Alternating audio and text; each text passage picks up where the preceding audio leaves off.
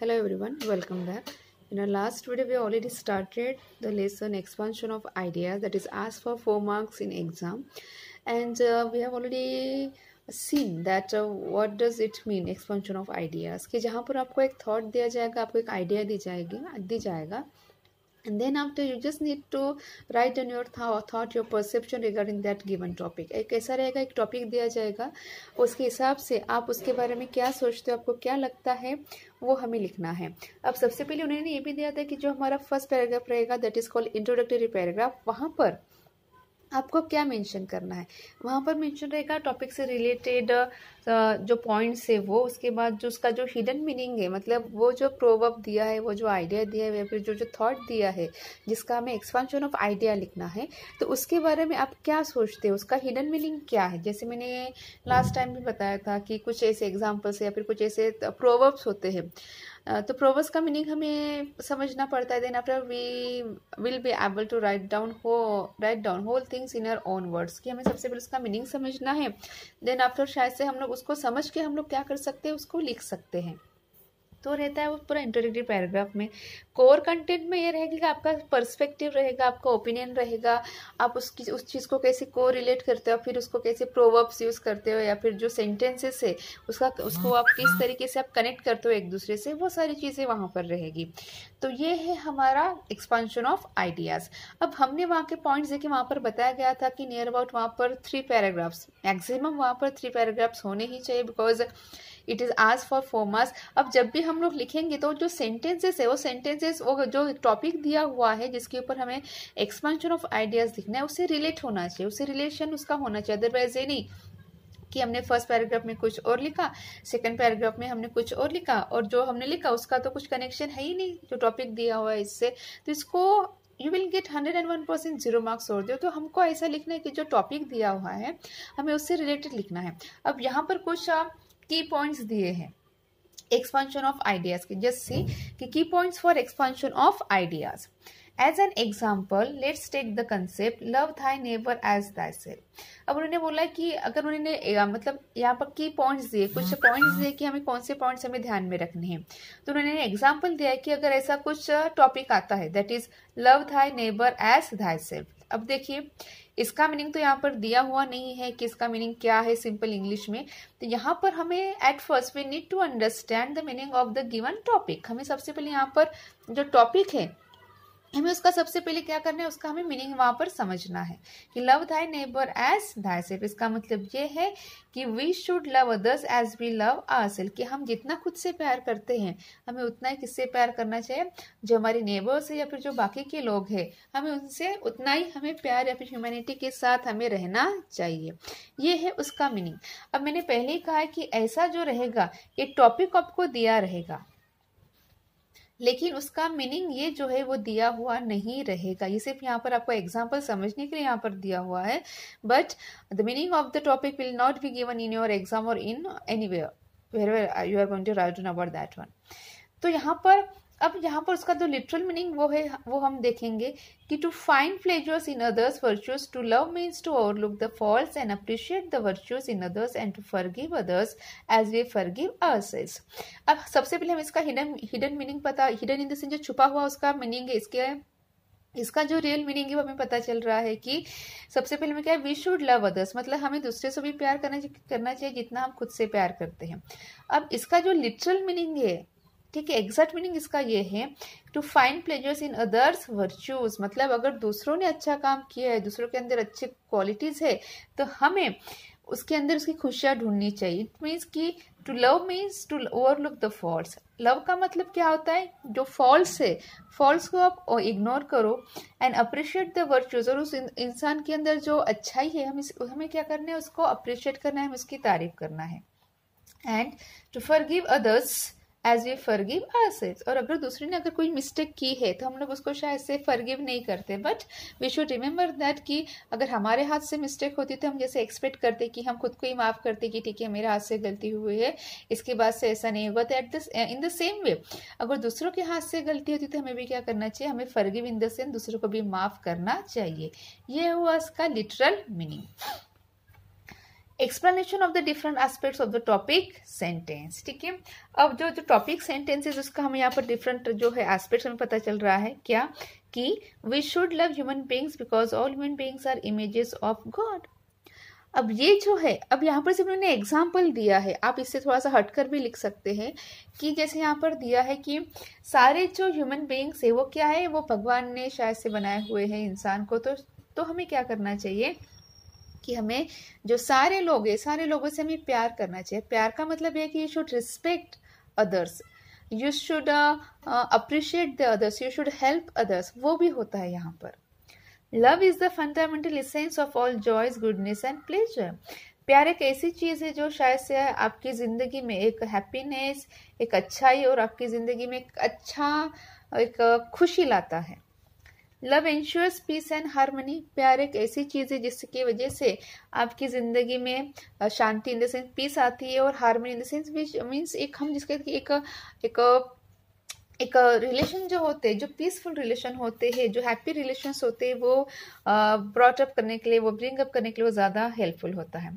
Love creates bonding. प्यार एक ऐसी चीज़ है जो आपको दूसरों से बांधता है प्यार से। जैसे अगर आपने किसी से प्यार से बात की और वो इंसान भी आपसे प्यार से बात करता है, आपको से एक बॉन्डिंग होता है, एक म्यूचुअल अंडरस्टैंडिंग वहाँ पर क्रिएट होती है, एक बॉन्डिंग होता है अलग तरीके का, जो एक हार्ड बॉन्डिंग हम लोग जो कहते हैं। Loving someone is protecting them from harm, fighting for their rights and working against injustice. अब इसी का मीनिंग हम लोग यहाँ पर लिख रहे हैं कि इसका मतलब हमें क्या क्या होता है करके। तो loving someone is protecting them from harm, मतलब अगर हम किसी को प्यार करते हैं तो हम क्या कर रहे हैं, उसको जो बुरी चीजें हैं हम बुरी चीजें से उसको बचा रहे हैं। फाइटिंग फॉर देयर राइट्स, मतलब हम उसकी अच्छाई के लिए हम उसकी लड़ाई कर रहे हैं, उसका अच्छा हो इसलिए हम उसको मतलब स्ट्रगल कर रहे हैं। एंड वर्किंग अगेंस्ट इनजस्टिस, और जो उसके साथ जो अन्याय हो रहा है हम उसके खिलाफ आवाज उठा रहे हैं। तो ये तब होता है जब हम एक दूसरे के साथ अच्छाई से रहे, जब हम यहाँ पर किसी डिस्क्रिमिनेशन या फिर जैसे हम कहते हैं गर्ल्स एंड बॉयज या फिर जो कास्ट का डिस्क्रिमिनेशन है वो ध्यान में ना रखते हुए अगर हमें सोचे कि ये भी इंसान है, इसको भी जीने का हक है, और ये भी इंसान है, इसको सारा हक है, इससे भी हमें प्यार से बड़े जैसे हम कहते हैं रिस्पेक्ट के साथ बात करनी चाहिए। अगर हम ये ऐसे मन में सोचे तो कहीं ना कहीं जो दुनिया है या फिर जो सोसाइटी की बात है, सोसाइटी मतलब होते हैं कि जिससे हम सारा एक बॉन्डिंग होता है। तो एक सोसाइटी अगर हम बात करते अगर ऐसे एक सोसाइटी में अगर ऐसा सब कुछ अगर ऐसा सोचते तो कहीं ना कहीं उस सोसाइटी में कहीं किसी के ऊपर कुछ अत्याचार नहीं होगा, ना ही कोई राइट्स होंगे, ना ही कोई इनजस्टिस होगा किसी के साथ। तो अगर हमें so that's the topic conveys us. अब इसका हम लोग लिखेंगे conclusion. If everyone practiced love your neighbor, the world would operate with a far greater degree of patience, tolerance, understanding, communication, appreciation, unity, etc. अगर हर इंसान ने या फिर हर जगह हर इंसान ने अगर यही सोचे कि नहीं हम जितना खुद से प्यार करते अगर हमें उतना ही प्यार उतना ही रिस्पेक्ट हम अगर दूसरों की करते तो शायद से इस दुनिया में क्या रहेगा, फार ग्रेटर, ठीक है यहाँ पर दिया है the world would operate with a far greater degree of patience. शायद से इस दुनिया में हम जिस पेशेंस की बात करते हैं, हम जो संयम की बात करते हैं, उससे और भी ज़्यादा ये दुनिया खूबसूरत होगी। टॉलरेंस रहेगा इस दुनिया में, अंडरस्टैंडिंग रहेगी मतलब एक दूसरे को समझने की, कम्युनिकेशन रहेगा, अगर हम दूसरे से रिस्पेक्ट करते हैं ऑफकोर्स हम दूसरों से बात करेंगे, अप्रिसिएशन रहेगा मतलब हम उसको अप्रिशिएट करेंगे, तारीफ करेंगे, यूनिटी रहेगी मतलब हम सब एक रहेंगे, मतलब ऐसी कोई चीज़ नहीं होगी या फिर कोई ऐसा इंसान नहीं होगा जो हमारे बीच में शायद से दूरियां बढ़ाएगा। So this one principle would transform human history. और यही एक है कि जो शायद से जो ह्यूमन हिस्ट्री है, जो हिस्ट्री इन द सेंस कि हम लोग बहुत सालों से देखते आ रहे हैं कि नहीं एक छोटी छोटी चीज़ों के लिए घर में लड़ाई होती है, बाहर लड़ाई होती है, किसी का मतलब बहुत ज़्यादा बुरी बातें होती है। तो अगर हम दूसरों का रिस्पेक्ट करें, अगर हम दूसरों से प्यार करें जितना प्यार हम खुद से करते तो शायद से इस दुनिया में जो ह्यूमन हिस्ट्री रही कि नहीं इंसान एक दूसरे से प्यार से नहीं रह सकते, वो शायद से बदल सकती है। When we love each other, take pleasure in each other's achievements. अगर हम एक दूसरे से प्यार करते हैं, रिस्पेक्ट करते हैं तो क्या होगा, तो होगा ये कि हम एक दूसरे का जो अचीवमेंट्स है, जो एक दूसरे ने जो हासिल किया है अपनी जिंदगी में, हमें उससे खुशियाँ होगी। एंड वर्क टुगेदर, और हम लोग क्या करेंगे एक दूसरे मतलब साथ में रहकर हम लोग काम करेंगे। we are able to achieve harmony and peace sustaining the universe. अगर ऐसा ही रहा, अगर हर इंसान ने यही सोचा कि we should respect each other, we should love each other, तो कहीं ना कहीं जो हार्मनी की हम लोग बात कर रहे हैं, जो इंसानों में होनी चाहिए, जो ह्यूमन बीइंग्स में होनी चाहिए, एक दूसरे को लेकर सपोर्ट, रिस्पेक्ट, प्यार, वो शायद से होगा. And peace sustaining the universe, और शायद से यहाँ पर पीसफुल इन द सेंस यहाँ पर कोई बुरी बातें नहीं होगी, यहाँ पर पीस रहेगा, और जो यूनिवर्स रहेगा, ये जो दुनिया रहेगी, वो सस्टेन करेंगी, वो शायद से सरवाइव करेंगी. ये एक एग्जाम्पल है यहाँ का कि ठीक है, इन्होंने यहाँ पर I am just telling one more time कि ये उन्होंने टॉपिक दिया हुआ है, इससे रिलेटेड यहाँ पर जो थॉट है वहां पर उन्होंने दिए कि उनको क्या लगता है. आप इसको और भी थोड़ा सा इलेबोरेट कर सकते हैं, बिकॉज ये 4 मार्क्स ले आता है, तो आप इसको थोड़ा सा, आपको क्या लगता है, आप क्या सोचते हो, आप अपने सेंटेंसेस, अपने प्रोवर्ब्स आप यहाँ पर डाल सकते हो, जिससे आपका जो एक्सपेंशन ऑफ आइडिया है, जो आपकी राइटिंग है, वो ज़्यादा इलेबोरेट होगी, वो ज़्यादा इम्प्रेसिव होगी. अब यहाँ पर सेकंड एग्जांपल दिया है, ट्रैवल ब्रॉडन्स द माइंड. मतलब अगर हम लोग ट्रैवलिंग करते हैं, अगर हम लोग दुनिया घूमते, तो कहीं ना कहीं हमारी जो सोच है, हमारी जो थिंकिंग है, हमारा जो परसेप्शन है, वो भी ब्रॉड होता है. अब किस तरीके से, वो यहाँ पर उन्होंने एग्जाम्पल दिया है. तो उन्होंने यहाँ पर ट्रैवलिंग के बारे में दिया है.